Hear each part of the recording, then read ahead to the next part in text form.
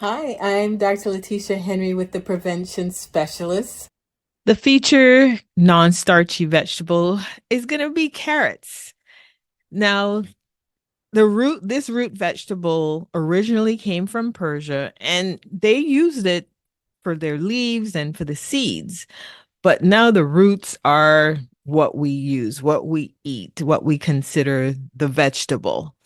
And what I find really interesting is carrots originally weren't orange. They were purple, black, red, white, all kind of colors. But in the 16th, 17th century, there were some Dutch farmers who wanted to honor their royal family. And the royal family was the House of Orange. And so they manipulated and cultivated these carrots so that they could now be orange. So that's what we know it to today. Um, and actually, carrots or carrot juice was probably my first attempt to try to broaden the the variety of vegetables that I eat. So carrot juice ended up at first I just thought it would taste nasty. I won't even lie. But eventually, once I decided to give it a try, I found out that it was actually quite tasty. It depended on, of course, the type of carrot, but I want you to keep an open mind when you are thinking about adding vegetables to your diet. Just because you like it one way doesn't mean you may not like it another. And this vegetable, even though you can saute it, you can steam it, roast it, blend it in soups and smoothies. Eating it raw happens to be one of my favorite ways of consuming it, and then having it as carrot juice also. But it's gotten a bad rap. People who have diabetes are often told it's too sweet, and so don't eat carrots or don't. But keep in mind that for every half a cup of carrots, you get about 5 grams of carbohydrate, which is way less than if you were to eat bread or pasta or provisions. So serving, for serving, carrots are not considered a high carbohydrate food. So feel free to go ahead and use them if you have diabetes or even if you're trying to lose weight. Don't worry about it having too many calories. It is considered a non-starchy vegetable. But you should be aware that if you do decide to juice carrots, typically you're consuming way more than half a cup worth of carrots. And so, yes, the calories and the sugar is going to go up, or the carbohydrates is going to increase if you're trying to drink a 12 or 20-ounce cup. But if you're limiting it to maybe 4 to 8 ounces, then absolutely you can definitely count it as a non-starchy vegetable. So, for their nutrient content, carrots are a great source of beta carotene. This is an antioxidant that your body converts into vitamin A.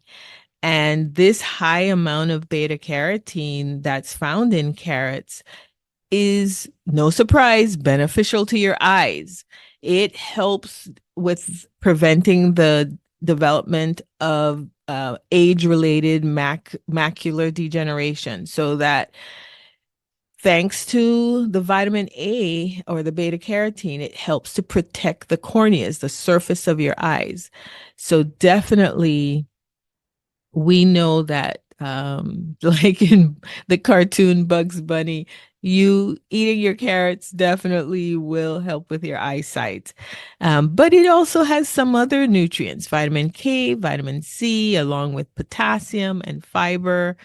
So absolutely a vegetable you want to incorporate. It is so high in vitamin A that typically we say you need 100% of the daily value for vitamin A. Carrots provide 200% of the daily value for vitamin A, and that's just one medium carrot can provide that. So without a doubt, you want to be able to use this one and incorporate it as much as possible. Now, carrots actually pair really well with ginger. And so if you were to try maybe a carrot and ginger soup, you can saute your onions and ginger and carrots, add a vegetable broth, simmer until the carrots are nice and tender, soft, and then you can blend until the soup is nice and smooth, add a little seasoning, and some people even put a little low-fat yogurt on there to top it off. But if you don't want to get creative and try something outside of your norm, you can definitely add carrots to your local food, what you enjoy. So in meatballs, in your stew, uh, turkey, or in your stew meat, grate some carrots, put it in, let it soak up all of those juices, and you'll see those pops of color in the dish, but you'll hardly taste it. It'll blend in so nicely. It'll just enhance the flavors, and you'll be able to get that extra vitamin A without having to think about it being on the side. So incorporating it inside a dish or a sauce that you already are eating is an excellent way to be able to include carrots into your diet. I hope you, if you aren't currently eating carrots, that you try to find a way to eat it. I'll share with you this. I found out I didn't particularly like cooked carrots if they were in the frozen, from the frozen bags. But if I were to eat raw carrots, or if I were to use fresh carrots and cut them up and add them to foods, I enjoyed it a lot better. So try different ways of incorporating them. Don't just stop at one and say, I don't like it. See if you won't like it in a different way. Hope you try it. This is Dr. Letitia Henry with the Prevention Specialist, reminding you, add some color to your plate.